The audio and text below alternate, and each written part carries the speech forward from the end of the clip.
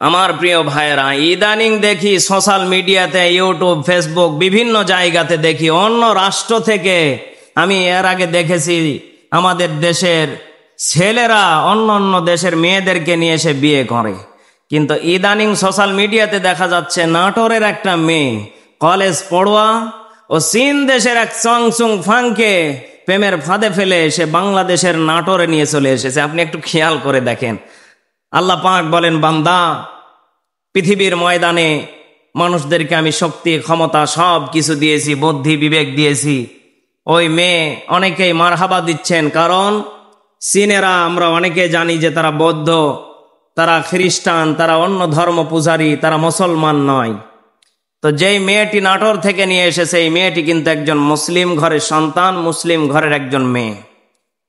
আমার প্রিয় ভাইয়েরা, কমেন্ট বক্সে শুধু অনেকেই লিখতেছে মাশাআল্লাহ, মারহাবা, তাদের দাম্পত্য জীবন সুখী হোক। কিন্তু আমি এখান থেকে যেটা গবেষণা করে পেয়েছি, এই মেয়েটার দিকে আমি লক্ষ্য করে দেখলাম, অনেক নরম ভদ্র মনে হলো।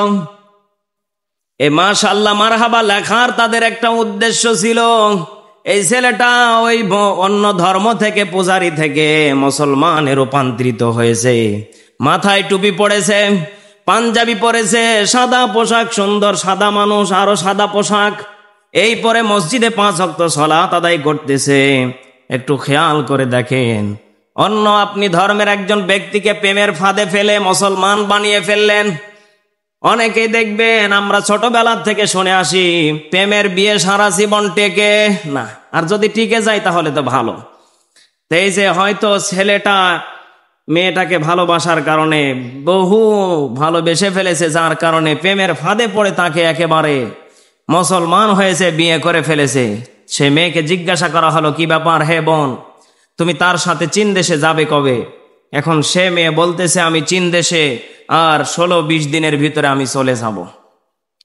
আমার কলিজার টুকরা ভাইয়েরা, একটু খেয়াল করে দেখেন, এখানে আসল তথ্য লুকিয়ে আছে।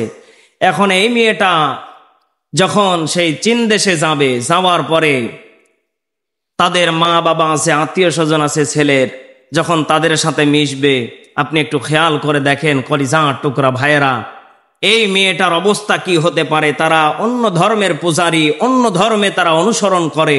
এই মেয়েটা যখন তাদের সাথে উঠবে, বসবে, তখন এই মেয়েটার কি হবে। এই জন্য ছোট্টবেলা আমরা একটা গল্প শুনি, এখনো মুরব্বীরা বলে যে গরুর পালে যদি 9টা গরু যদি ভালো থাকে, আর একটা গরু যদি পাগল থাকে, ও পাগলটাও ভালো হয়ে যায় ইনশাআল্লাহ। আর যদি 9টাই যদি পাগল থাকে আর একটা যদি ভালো থাকে, তাহলে কি হতে পারে আপনারা বুঝতেই পারতেছেন। এখন অনেকে বলবেন, মেজবা হুজুর, আমরা সকলে মারহাবা বাহবা দিলাম, আর আপনি উল্টা পাল্টা কথা বলেন না।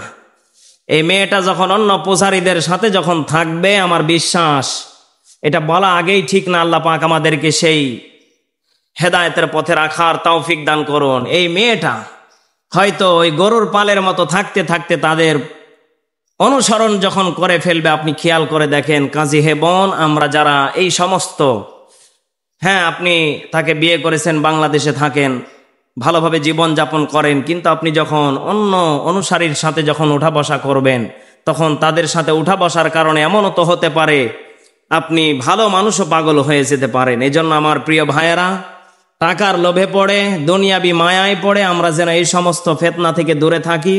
যত মা বাবা আছেন, আমি সকল মা বাবাদেরকে বলবো, ইসলাম শরিয়া অনুযায়ী আমাদেরকে যেন বিবাহ বন্ধনে আবদ্ধ হওয়ার জন্য সে আল্লাহ পাক সুযোগ করে দেয়। সকলে পড়ুন আল্লাহুম্মা আমিন।